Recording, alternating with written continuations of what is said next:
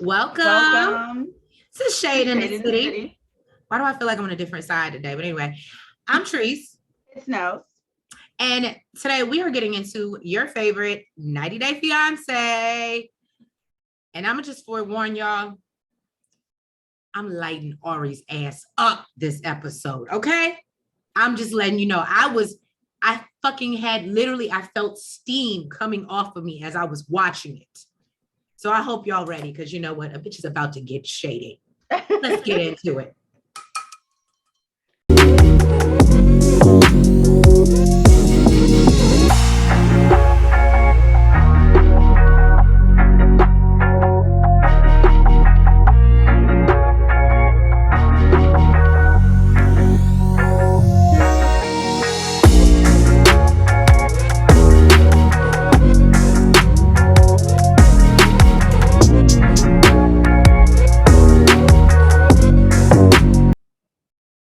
Hey, y'all.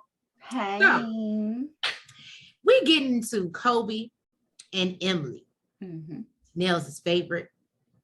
Now, her favorite Virgo, y'all. Don't do that. So, I don't claim her. We see that they are mattress shopping. We learned that Kobe has still been in the guest room this whole time. And, you know, even though they ain't got much money, she gonna go mattress shopping. And they actually look like they're in a good place. Even Kobe says, like, you know, they're communicating better. They just been having a lot of fun. And he's actually remembering why he fell in love with this girl. And I was like, and he appreciates the fact that they're going mattress shopping so that he can get up out that little ass room away from his baby. Right. Yeah, but they're testing out some vibrating beds and shit though. They looking real cozy.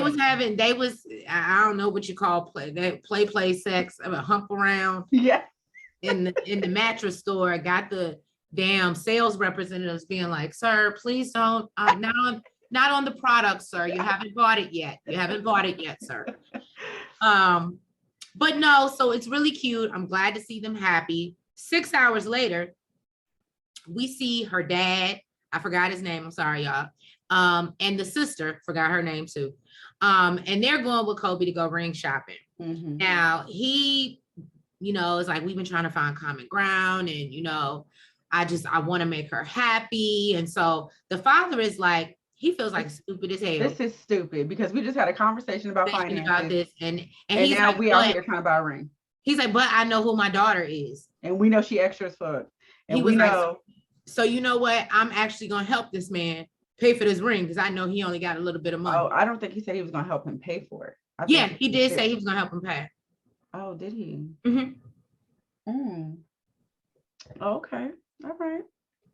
Which I thought was sweet, because he knows that he's pressured. Like, he's not, you know what I mean? He's been trying to save, but, you know, whatever. So especially when you're not, it's one thing to try to save when you ain't got nothing coming in. Yeah. So I thought that was super dope.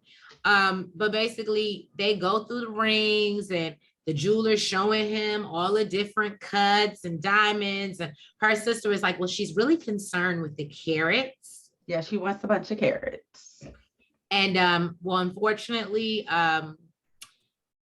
he doesn't have carat money. He has P. He has yeah, the jeweler showed him like a $7,000 ring, and he's like, he is floored because he thinks he got bread. And he's like, yo, like, I thought I brought back money from Cameroon. Like, I brought back $4,000. Like, that is a life changer in Cameroon. He's like, we can have some land, a house. We right? Could live good. He's like, I could change somebody's life with that amount of money. And it's not even enough to get a ring. I'll buy your life. Right. So he ended up getting a ring that was like $1,500. He got 30%. It's $1,100, I thought. Yeah, so he gave him 30% off, and it ended up being $1,100. So, you know, they actually believe like this is a nice ring. Emily like it. You know, it's bling blingy, it's shining, and you know, he's happy and excited about making Emily happy, but he does feel like it's crazy that, you know, he's here with the money that he was supposed to be saving, spending it on a goddamn ring. So I mean, we do know who she is though, so. Champagne taste on a beer budget. Look, she ain't even got a beer budget. She got a $211 budget. She got a $40 budget. Shy and Bilal, y'all. They're returning from their romantic, I put it in romantic outing. And she says she feels like in the month that she's been there, it's been a lot of ups and downs. She told Bilal that she wanted to rest and be alone when they get back to his sister Nefertari's house. So Nefertari is actually working on designing her dress. Yeah, I thought that was super dope. I did. I thought that was super dope. Nefertari, I'm just saying, when I come to Atlanta, I'm just saying, girl, can I just slide through the house and just, do a fitting or something? I'm just saying. So, he tells her about the outing and how he basically brought up the prenup, which we all know was awkward as fuck. And yeah, she was like, you did what?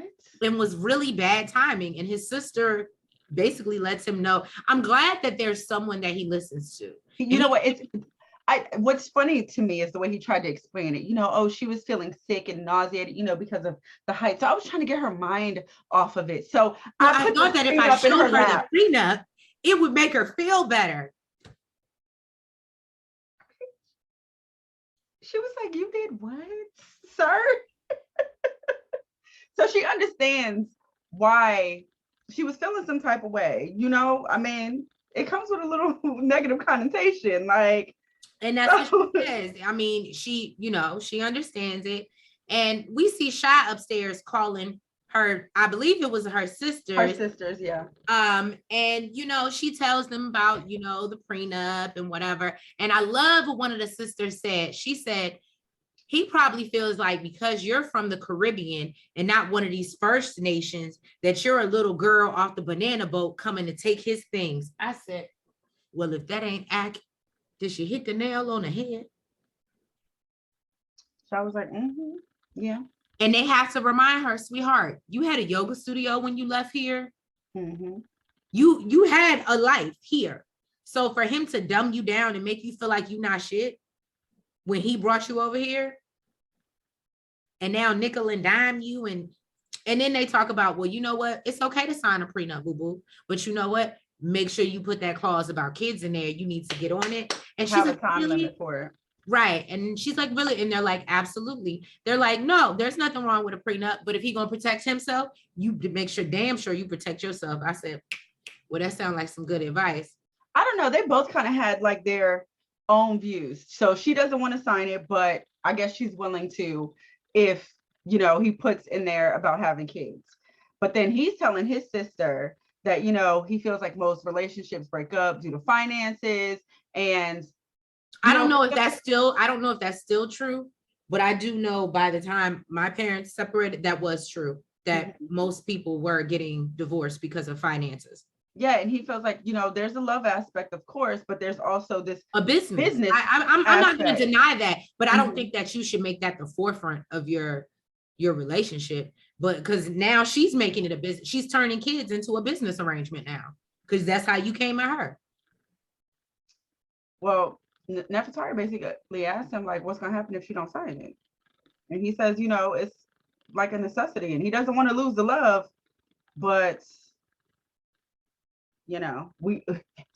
what's love got to do with it? But he does also say that, lately she's been argumentative and distant, and that's making him even be, feel a little bit more weary. So he irritates my soul. Why is she arguing?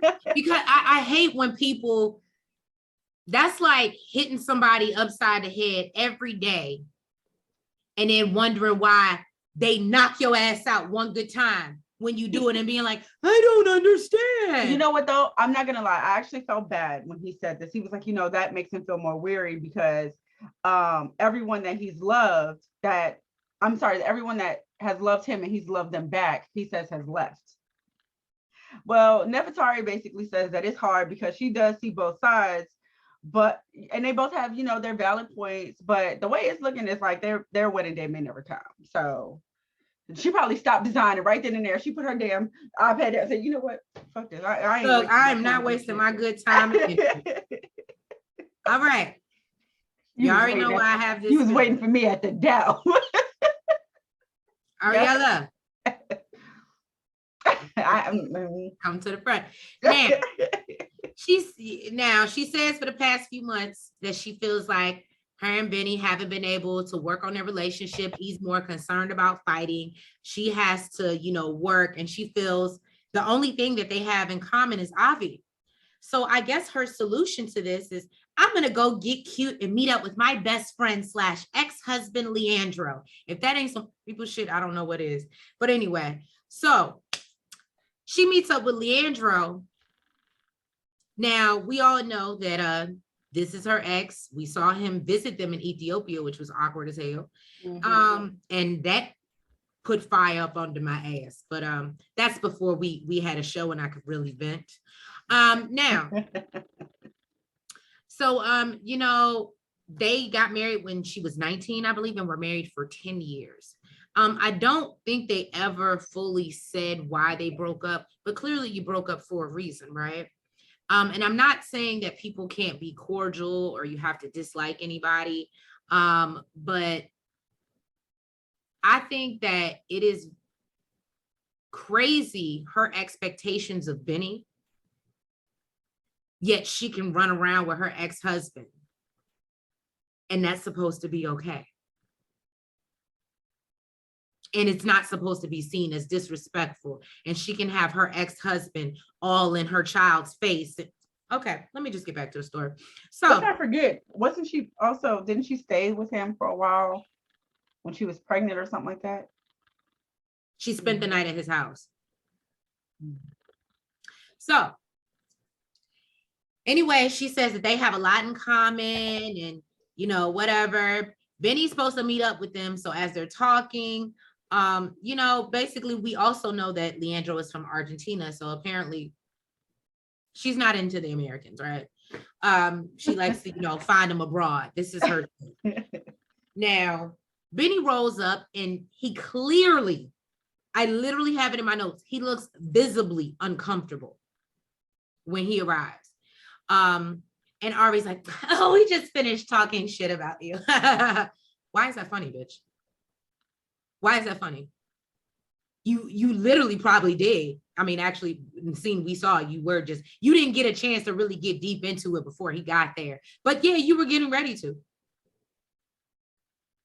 Why is... I don't see the point of meeting up. Don't they talk on the phone anyway?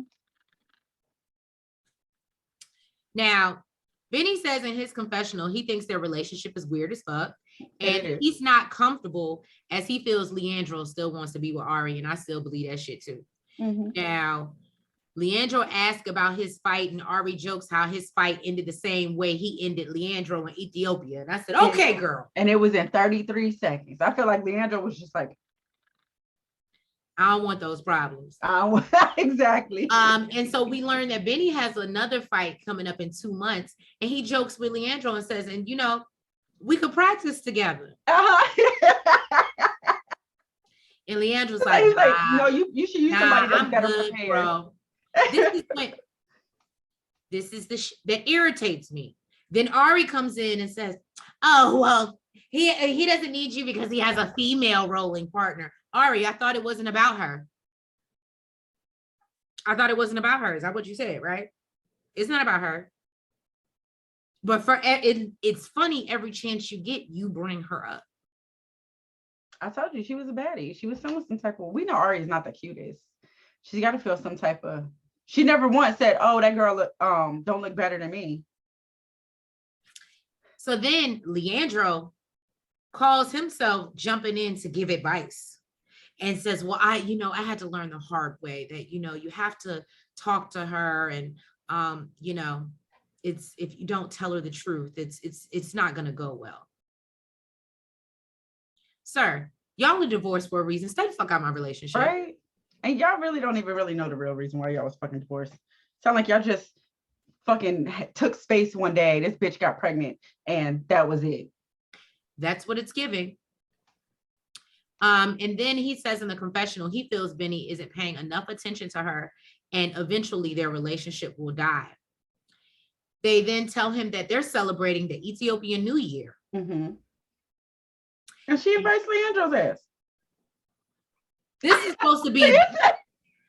Because it irritates me. Why was that? This is Benny's thing. He's trying to introduce her family to his thing. Why does Leandro need to be involved? This is not the 4th of July cookout.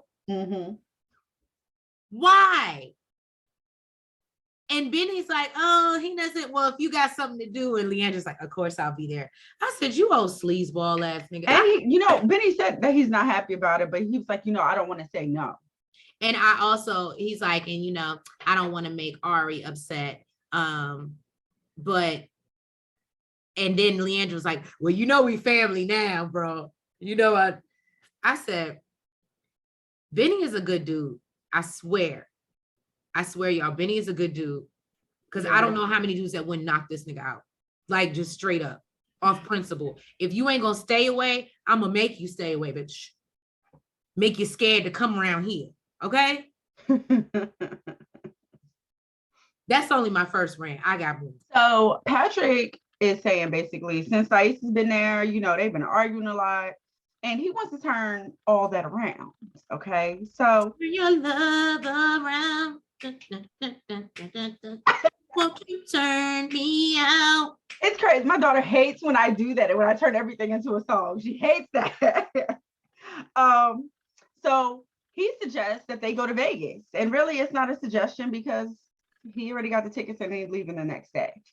But good thing is Vegas. Yeah, she's super excited. She's like, it's incredible. It's so fancy. She's super duper happy about it. So Patrick says his little brother Matthew and his husband Carlos live in Vegas. So, they're going to meet up. And, he's hoping that, she likes him a lot more than she likes John. So we find out that Patrick actually used to live in Vegas for about 14 years when he was in high school. He says his mom got a job out there. And, he's excited to be able to show her around because, he know the area. Now, Thais is just super duper happy. She's going to have some days away from John. I mean, she happy to be in Vegas, but she happy she ain't got to be around John either. Right. Okay. They meet up with Matthew and his husband and, they want to know like what the difference is from there and Brazil. And she's just like, like it's beautiful. Vegas is beautiful. It's beautiful here. And she's just happy to be there. She's happy to be the fuck out of Texas. And Patrick explains that, she's not like the other Brazilian women. She's not dying to come to America. She was there when she was. She seemed happy as fuck to be there now. Okay. So Matthew wants to know how her family feels about her being there. And she's like, yeah, her family's happy, but her dad is jealous and doesn't know that she's marrying Patrick. I wish I had like the bomb emoji, like, or some shit, just boom, like drop the bomb. Like Patrick is like, what? But he doesn't want to get upset because, he's there with his family and, it's giving, we don't know shit. We don't know each other. I don't know why you, Thais, you was all about sharing, wasn't you? You wanted him to share about his finances, open up to you, and you didn't share that you didn't tell your daddy. And she didn't plan to. In the confessional, she says like it just slipped out. She didn't mean to say anything. We know damn well she didn't plan to say nothing. Patrick is super duper pissed. He's super upset because he had no idea. And like I said, he just don't want to argue in front of his brother Matthew and make it seem like they're really hiding shit from each other. But that's exactly what's going on here. And if you have not already, please make sure that you like the video. And you subscribe. And so when I say that there's some tea coming. Oh no. Kalani and Asuelo are getting divorced. I'm laughing, y'all, because I dropped that bomb and then Nell was talking about it's about time. She's the motherfucker who married a child now. That's a big baby. That is a big baby. And Asuelo was the one that confirmed it, y'all. He's the one that came out and was like, no, I'm single. Like, don't nobody want your ass, homie. Don't nobody want your ass. You can confirm it all you want to. Don't nobody want your ass. Okay. Well, good luck to Kalani because, again, now I'm not saying I wanted it to work out with Asuelo. I'm just glad that you've made the best decision for you, which we all thought you should have made a long time. Kicking one of them babies out the goddamn nest. Right. Even Muhammad, basically since, he arrived, they've been going through some shit. Okay. They've been going through some trials and tribulations, child. Okay. And Eve wants to, she really has no idea where the relationship stands. So she wants to take him to the gym to get out some frustration. Maybe they should have went to the rage room. Mm-hmm. Now, at the gym, she got this spaghetti strap shirt on, like a workout top. Muhammad is not really feeling. He's like, she's showing a little too much. Yeah, she's like, is my top okay? And he's like, yeah, it's okay. But he says, really, it wasn't okay. I don't want to fight with her. Exactly. He don't want to argue. I feel like he talks through his teeth. I don't want to fight with her. You're so stupid. I'm trying to keep the peace, but this really bothers that she doesn't want to respect my culture. You're so stupid. So, oh my God. So Eve tells Muhammad that, she's hoping that they can smooth things over, like over the next 2 weeks. And she brings up having another baby. Muhammad gets excited. He's like, he loves the idea. He'll be able to take his baby to the mosque and teach him, his religion. And Eve is more wanting it to be the child's choice. Muhammad said, look, it's very simple. My child will be Muslim. Okay. And if it's not gonna be that, I'd rather not have children. Exactly. He's like, if you want to raise it up in your spirituality or whatever, and he basically feels like the child will be drinking and all types of dating and all types of stuff. And he says, yeah, I'd rather not have kids if that's the case. If my child's not going to be Muslim, we just won't have kids. And she's like, of course, that's not fair. I'm not Muslim. That's not fair. And I'm just like, sweetheart, hats off to Muhammad. Respect, okay? Because he's letting her know what it is. He keeps telling you what it is. And you keep ignoring the signs. So all I'm going to say is, if they get to happily ever after or wherever we see them, because I don't think they're going to make it off the show, just being honest with y'all. But I don't know. But you know how TLC likes to drag things out and people like to stay in things once they get in a TLC check. So maybe they will stay in it. But let me tell y'all something. I don't think Muhammad's changing. And so after she done married this man, after she clearly sees that she shouldn't marry him because he has certain expectations, I don't feel bad for her. I don't, because he's told her over and over, and she's not going to conform. And don't get me wrong, I'm not of the mindset that, you should conform to a man and da-da-da. But this is what he's used to and what he expects. Mm-hmm. And this is the person that you chose to be with. And not to mention, no offense, he's a child. So he doesn't have any real life experience to make him feel any differently. Just saying. You're the one, 40 something. You should know better. Okay, y'all. We're back at the prairie. Right. Let me just tell y'all, we back on the prairie. And can I just tell y'all, this is how much I love y'all, and this is how much this show inspires me, because maybe it's my favorite show too, because this just brought all my excitement back. I mean, she was sleepy when we first started this, okay? Now, Mahala is having dinner. She's sitting down with her mom, Cheyenne. And she lets her know they had a conversation with Jabri that morning at the coffee shop about how he's not happy. And grandma's like, I'm not sure if I need to stay for this dinner. I don't know if I want to be here. And she said, please take the knives off the table. Please make sure the knives are off the table. Did she say that? Did you say that? I didn't even hear that.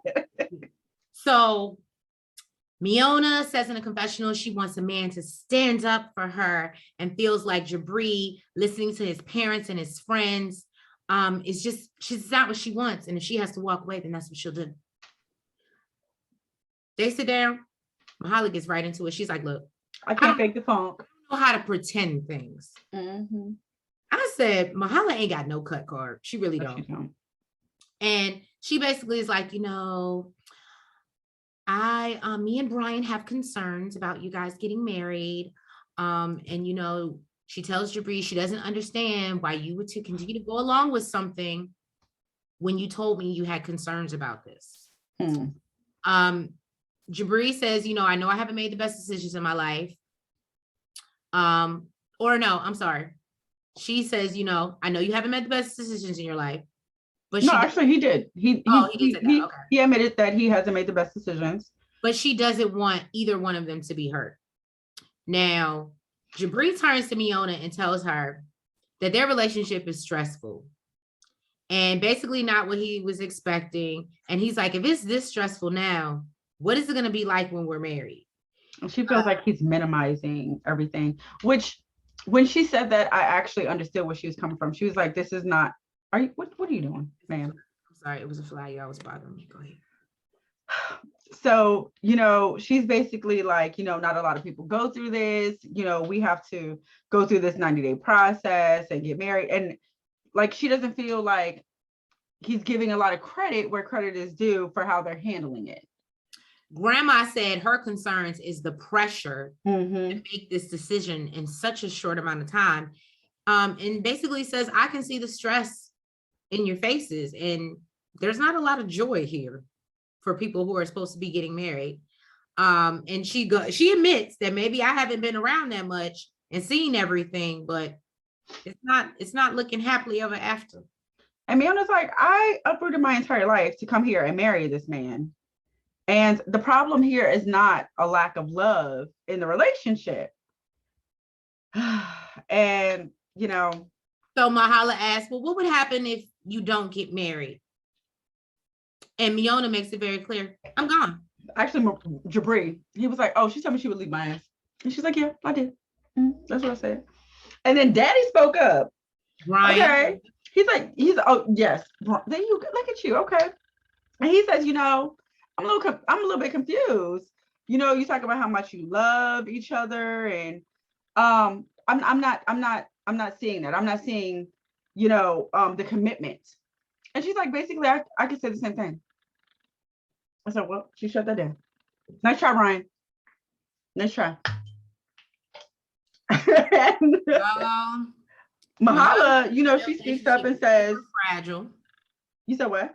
I said Mahala feels that their relationship is fragile and that if they can't basically figure out how to give themselves more time, how do they believe they're going to make it in marriage? Like if you can't wait to get married because you feel like your relationship just won't make it, how do you expect this to be a long lasting marriage?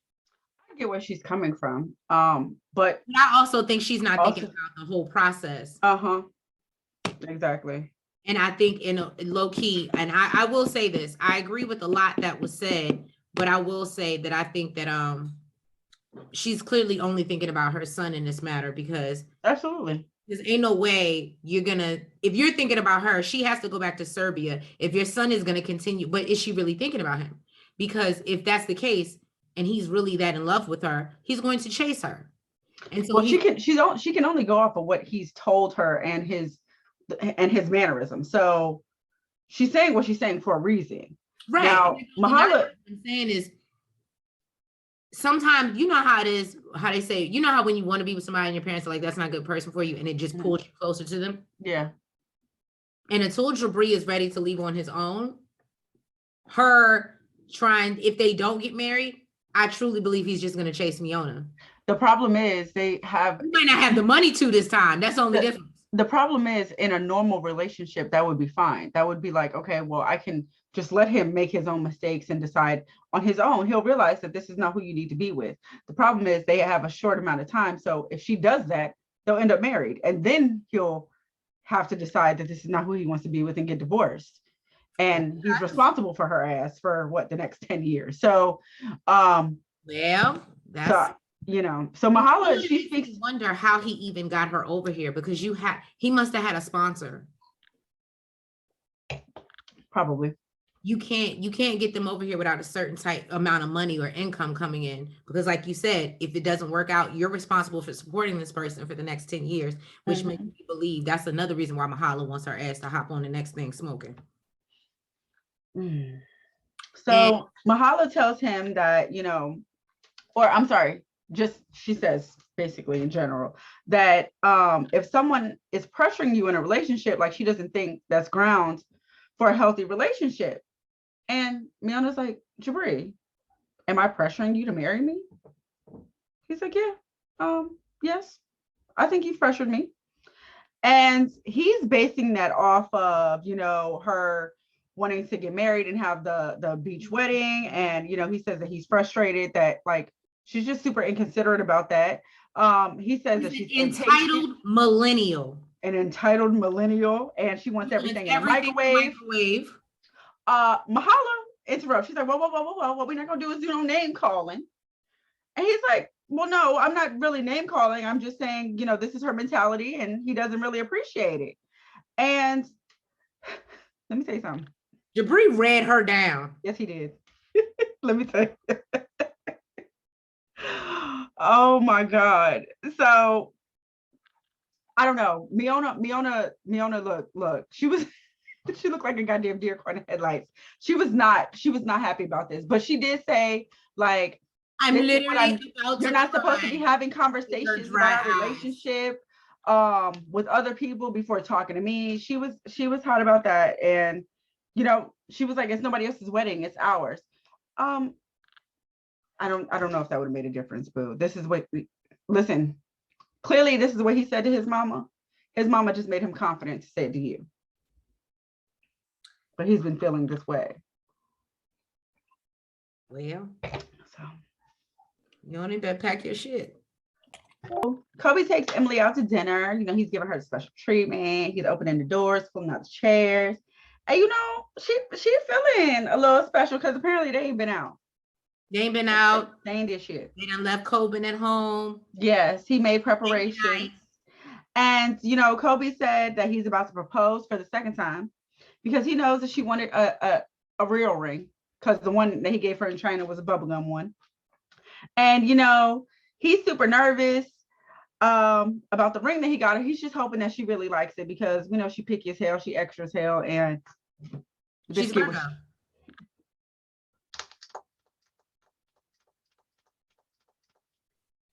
Did I say something wrong? You know what? So basically, it's all right. It's all right. It's all right. It's all right. Look, let us find out Bilal's a Pisces. I would never. She's also inconsiderate as hell. That ain't Virgo. Oh. Yeah. Maybe we picky. We extra.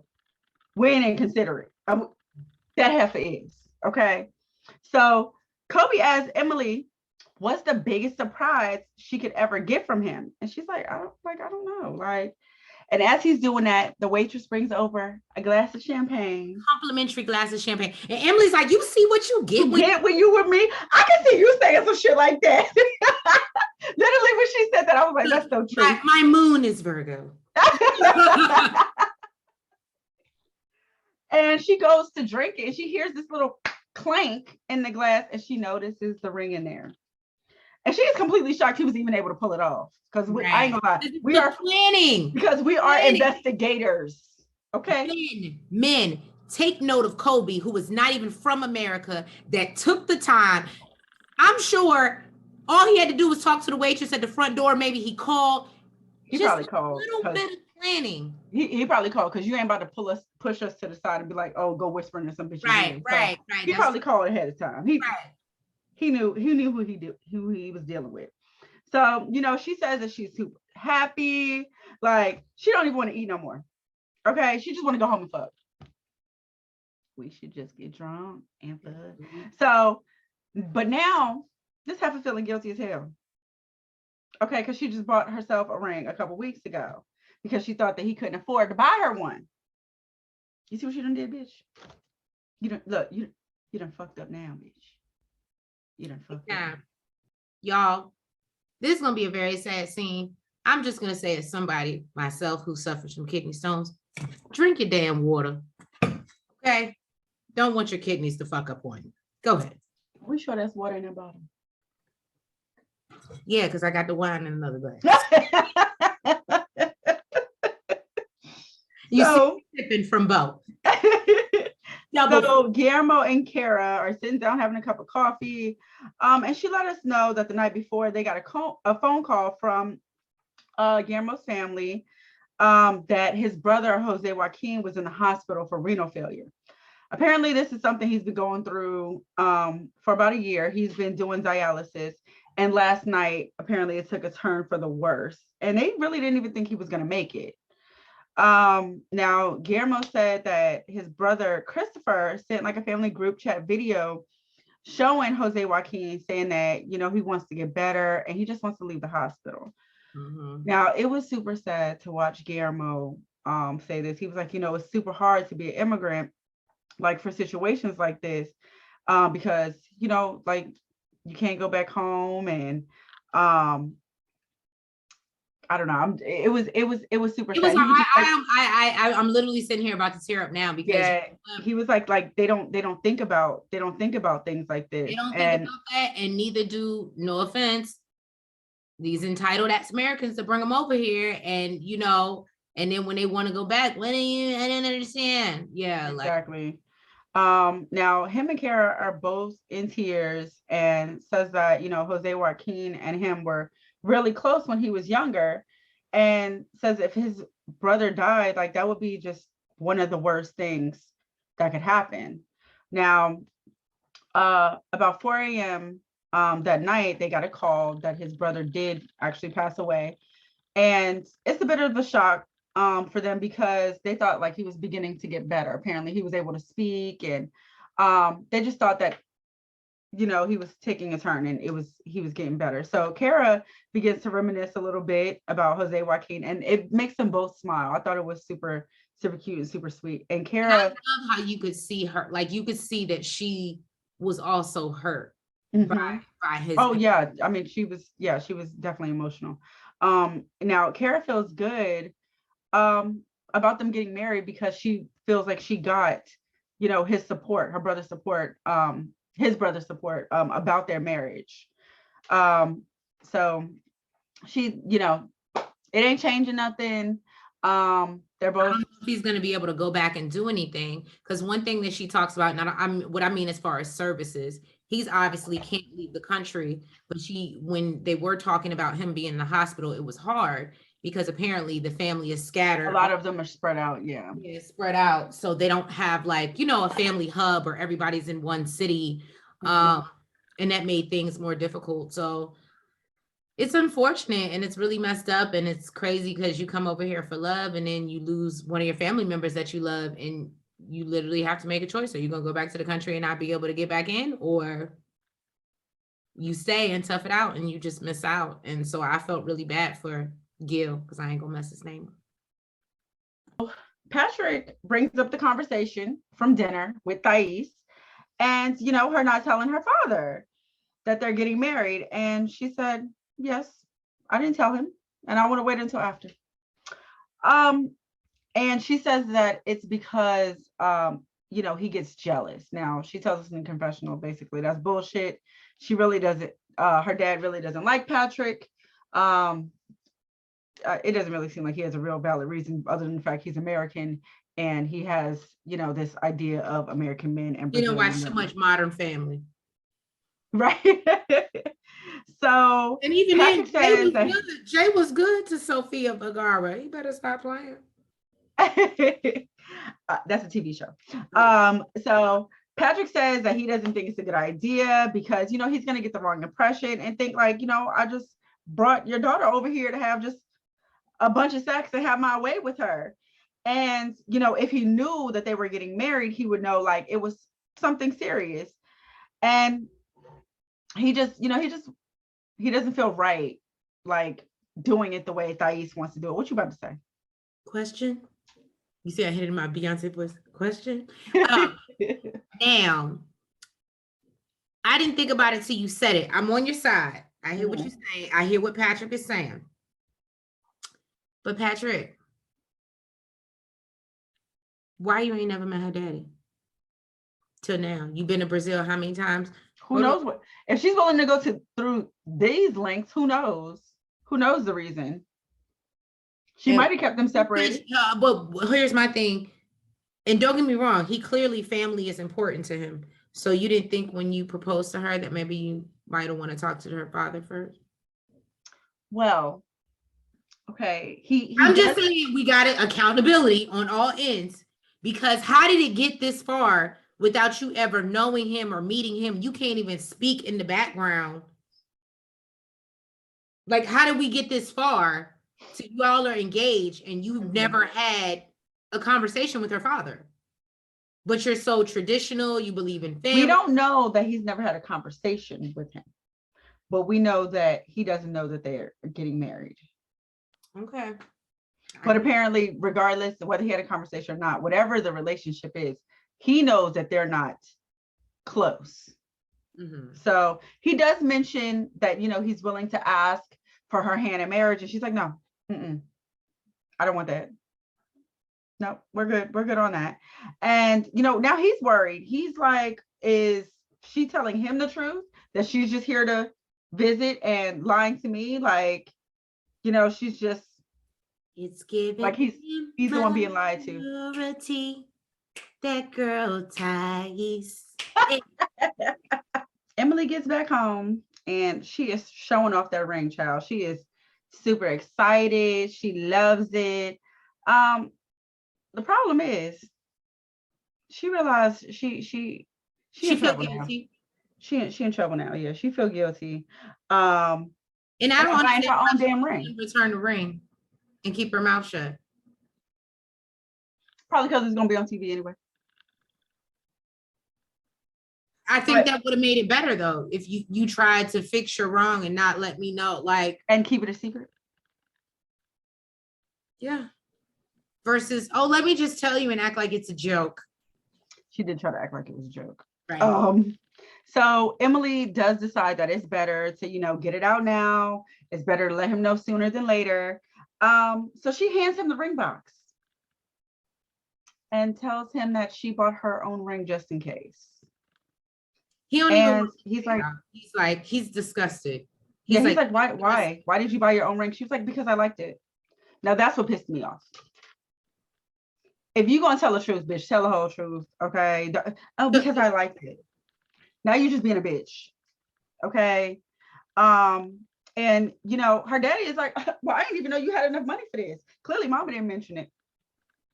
Okay. And she was like, you know, the guy at the store, he gave me a great deal and told me if I didn't want it anymore, I could return it. So that's what she plans to do. She tells Kobe she's going to return it. He passes the ring along. He's like, I don't even want to see this shit. You know, and she's like, I'm going to take it back. And she apologizes. And he don't even want to hear that shit.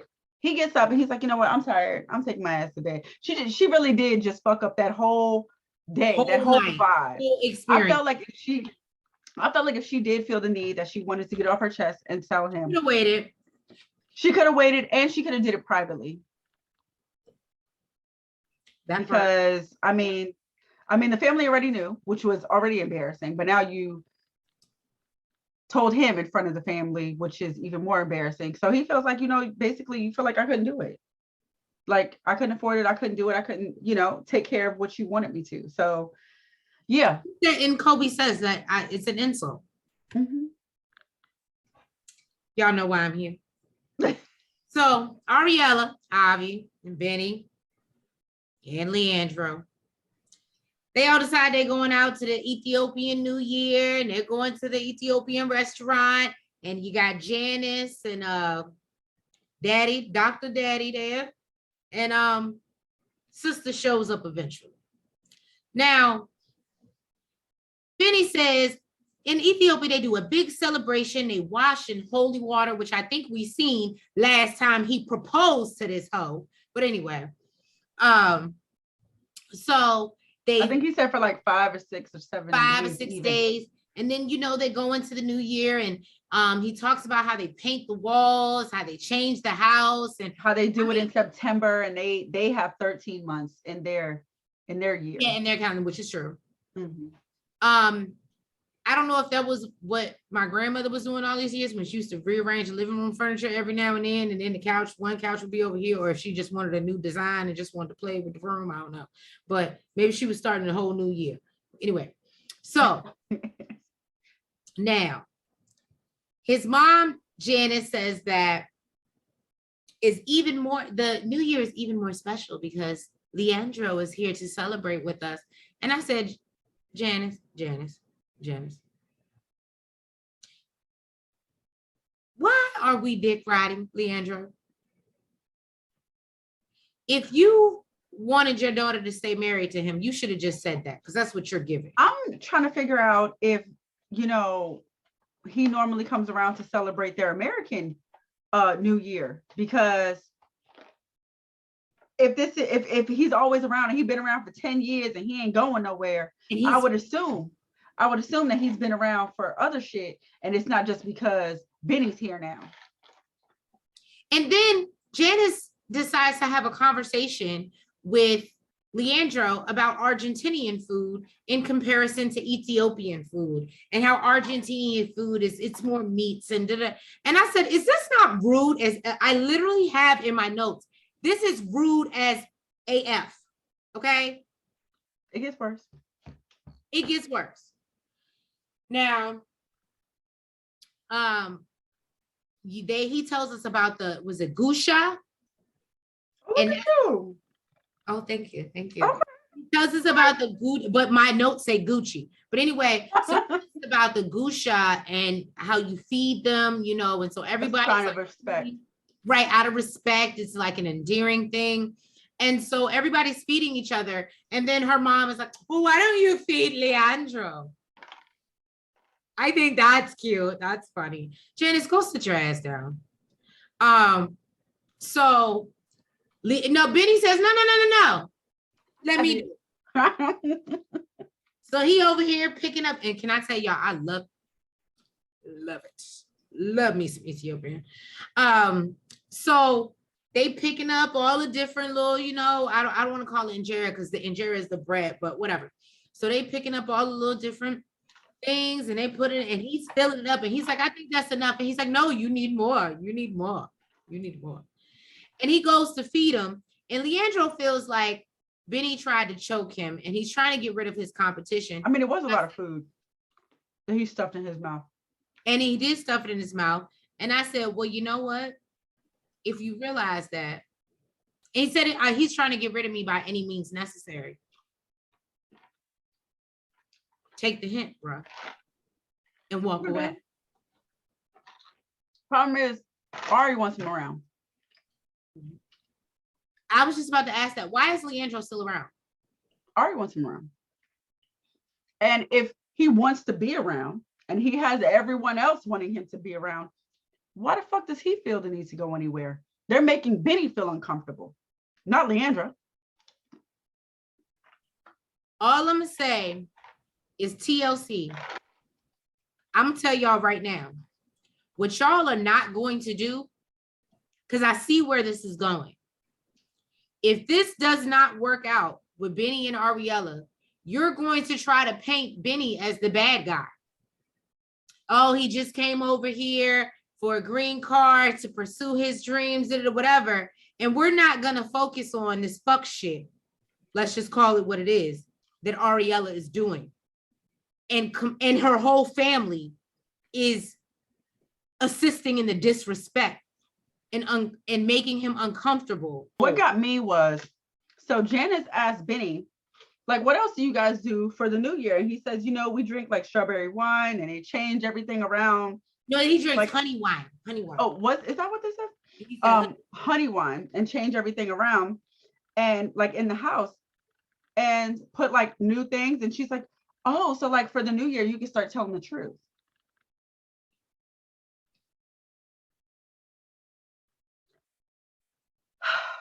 Now we see where Ariella gets her messy ass mouth and ideas from. So Benny says, you know, he was worried about like. I used to like Janice. I don't like her now.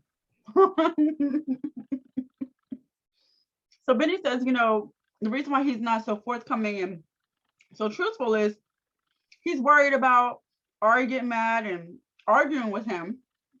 And Janice is like, no, she'll actually appreciate it. And Ari agrees that if he does actually tell the truth, she'll be happy to get the truth and will appreciate him being more forthcoming. I don't know. I feel like you should just hop your ass back on the plane because this shit right here is disrespectful. Disrespectful. Then I wish Mimi and Wish were here to just throw a drink in a bitch face right now. Both of their face. I'm sorry. So Ari says she wants to go wedding dress shopping. She wants to take Leandro. Shade Squad, if you have not already liked the video, please do so. I'm sorry, I'm a little bit irritated by this whole scene. But if you have not already liked the video, please do so. You're supposed to say and subscribe. I did say it. Oh, okay. Told you I'm irritated. So I was gonna say you so irritated you ain't even hear me. So Benny is basically he's not feeling it. He does not want him to go help pick out his wife's wedding dress, and he's worried that while she getting dressed, he might like try to get a little peep show or something like that. And then Janice says, "Well, no, he's gonna pick out the bra that goes under the wedding dress." Why do you, Janice? Why do you think that's cute? Why? Leandro don't give a damn how Benny felt. He said he's there to support Ari. I bet he is. Like that bra is gonna support her titties. And Benny just want this man gone. 33 seconds, Leandro. Right, keep playing with it. 33 seconds. Bilal and Shy are packing up to go home. Now Shy brings her stuff into his room because she ain't got no more space in her bag. Now she just rolling this shit up, throwing it in the bag. Shy can't pack, y'all. Huh? I said Shy don't know how to pack at all. And listen. And really, clearly it was irritating his soul. And you know what? I didn't think about it till you said something earlier, but I have got on my dude about that. That irritates my soul. It irritated me too. Bitch, you would have had more space in your bag had you packed properly. Right. Now you in here throwing your shit and your shoes all in my goddamn Louis Vuitton luggage. And then, but I didn't like, he was like, don't pull on the zipper like that. Just don't do that. Okay, I didn't like the way he said it, but really, I mean, I don't know how much you pay for your luggage, but this is Louis over here, boo. So I don't need you ripping and tearing up my zipper and your ass can't replace shit. I already got to take care of pay for your life. I'm not trying to buy another fucking bag. Oh, okay. So no, I guess he could have said it nicer, but it still needed to be said. The bitch is throwing shit all like it's she was frustrated. Well, put your shit in a plastic bag then. How about that? Go get your ass a plastic bag. Make it easier for American Airlines to do their job so they can just look through the shit. The fuck? We ain't got to put it in my bag since you want to just throw your shit in and say fuck my bag. The fuck? No. So, she says she wants to have a conversation. Oh, and I'm sorry. Yes. He did get on her about the damn zipper. Okay. Now she says she wants to have a conversation with his lawyer. And he like, for what? Bitch, for what? And she's like, oh, to put a time frame on the contract when they're to have children. She doesn't want to go past 40. And he's confused. He's like, what? Like, he's like, why would you want to do that? And wouldn't you want to be comfortable in the relationship? He's like, hold up, you just went from not even knowing if we're gonna make it across the finish line to now want to have kids. Wouldn't you want to make sure like we're good and things are right first? And she's like, I can say the same for you. You still want to do this contract, you still want to have this prenup signed without making sure we're good and everything is straight. Yeah, she was ready. Right. She was all the way ready. Okay. Now, I think that kind of cut the conversation dead in its tracks. Like he said nothing else after that, not to her anyway. Okay. Got their ass in the car. Right. So he says that he was hoping this trip would reignite their romance, but right now he's feeling like, they're further apart and he doesn't know what's next for them. Now, Shy said, yeah, they get in the car, they headed to the airport. It's super quiet. And it's like, ooh, I hope y'all are okay. I can tell there's some tension. It was awkward as hell. Please exit out the left door and take that bad energy with you. Exactly. Back to Kansas City. Get this shit out my car. Okay? Right. Shy says, coming to America, she thought that she was gonna, have her man and her American dream, and now she's not so sure. So they're just walking through the airport. Really, like, I mean, they next like to each two other. Strangers. Like two strangers. I mean, they next to each other, but they look like two strangers. It's On my own. Right. So we see Patrick and Thais. They are in their hotel. And, you know, she's like, what are you doing? You know, she's bored and they're in Vegas. She's like, I want to do something. Come on. Let's go. You know. And Patrick is still fucked up. He's like, so I'm about, and I think what the real issue for Patrick was, he feels like now Thais is here on a vacation. Because why wouldn't you tell your dad that you're coming over to get married? So he's not in a good space with her. But she's like, no, I'm getting ready to call my dad. I want to show him everything and da da da. And then he's like, well, are you going to tell him that you're getting married? And she's like, no. Yeah, like that, like that. No. They get into an argument and exchange. And I know what was said. You can't tell me what to do, was something of that nature that she said to him. And he said, fine, we won't get married. And then she's like, I'm going to call my father and you better not say shit. And he's like, I ain't going to be here for this shit because I'm not going to be a part of your lives. Help you in your lives, so I'm leaving. I said, all right. I understand Patrick's point. If he's not good with it now, do you really? And he's definitely not going to be good with it knowing that you were okay with doing that. And that's where the immaturity comes in. Thais clearly, she's like, no, I can. She even says in the confessional, you know, I just feel like I can just go apologize later and it'll be okay. No, that's not how that works. But I don't know. Maybe she knows her daddy better than we do. Whatever. So she calls her daddy. She's showing him the view of Vegas. And he's like, when are you coming home? I miss you. Like, you know, and she don't say shit. She said she don't know. So she feels like she wants to wait to tell her dad after they're married, because then he'll realize it's serious and that he loved her enough to marry her and that she wasn't just some fling or some, you know, whatever. Some Tatiana. So then they go out. She tells Patrick that she wants to surprise him. And because, you know, she felt bad about the whole situation with her dad. So she's directing him with the GPS and she's like, turn right, turn left. Okay, here we are. Surprise. We're at Shadeinthecity Chapel.